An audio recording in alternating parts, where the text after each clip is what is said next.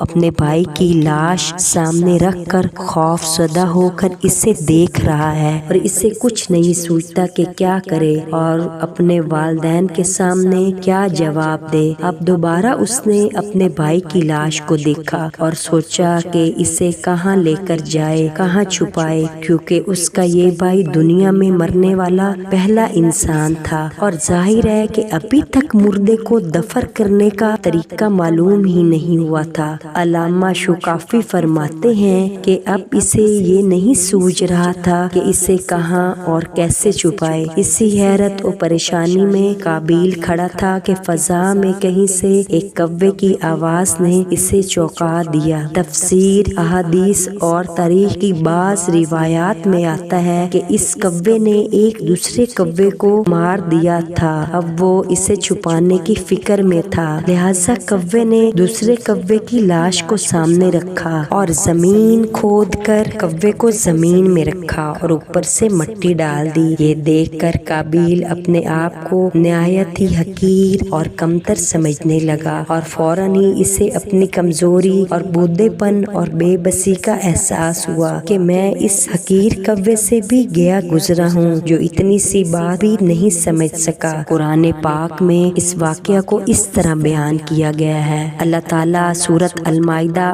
آیت نمبر 31 میں ارشاد فرماتے ہیں، اب خدا نے ایک کوا بھیجا جو زمین کو ریدنے لگا تاکہ اسے دکھائے کہ وہ اپنے بھائی کی لاش کو کیسے چھپائے۔ کہنے لگا، اے ہے مجھ سے اتنا بھی نہ ہو سکا کہ اس کوے کے برابر ہوتا تاکہ اپنے بھائی کی لاش کو چھپا دیتا۔ پھر وہ پشیمان ہو گیا۔ اس آیت مبارکہ سے ظاہر ہوتا ہے کہ قابیل کی یہ ندامت بطور توبہ کے نہیں تھی۔ اگر وہ خلوص دل سے شرمسار ہو کر اللہ تعالیٰ کی بارگاہ میں رجوع کرتا تو اللہ تعالیٰ اپنے کمال کریمی سے اس کی توبہ قبول فرما لیتا، لیکن اس کی ندامت و پریشانی اسی وجہ سے تھی کہ اس بد نصیب کو اب کچھ سوج نہیں رہا تھا اور اپنا برا انجام دکھائی دے رہا تھا۔ تو روئے زمین پر انسانوں میں یہ پہلا فرد تھا جو شیطان کے بہکاوے میں آ کر جرم کا ارتکاب کر بیٹھا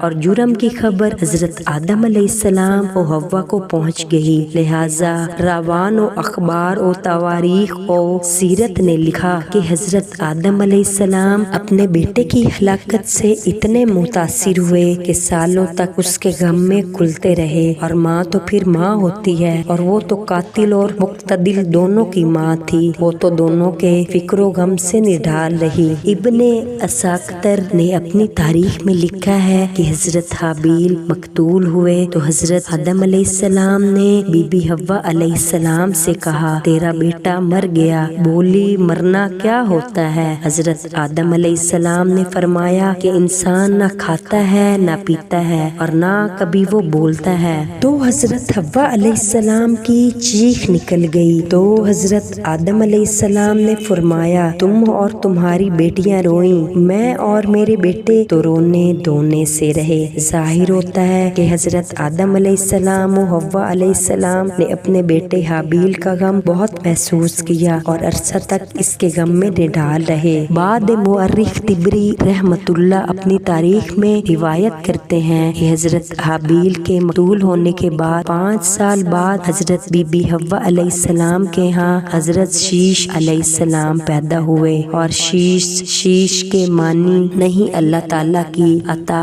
اور حضرت حابیل کے نعم البدل ثابت ہوئے۔ عرصہ بیت گیا اور حضرت آدم علیہ السلام و حوا بوڑھے ہونے لگے اور زمین پر ان کی نسل کافی پھیل گئی۔ حضرت آدم علیہ السلام اللہ کے پیغمبر تھے جو اپنے بیٹے، پوتوں، پڑپوتیوں کو اللہ تعالیٰ کی طرف دعوت دیتے تھے، اللہ تعالیٰ کی عظمت و شان ان کے سامنے بیان کرتے، اور کبھی کبھی انہیں ابلیس ملعون کی اس دھوکہ دہی کا ذکر بھی کیا کرتے جو شیطان نے انہیں اور ان کی بیوی حوا کے ساتھ کی تھی، اور انہیں اس کے فتنے سے ڈراتے رہتے۔ مجھے امید ہے کہ حابیل و قابیل کا قصہ قرآن و احادیث کی روشنی میں جو بیان کیا آپ کو پسند آئے گا۔ مجھے دعاؤں میں یاد رکھیے گا۔ اللہ حافظ۔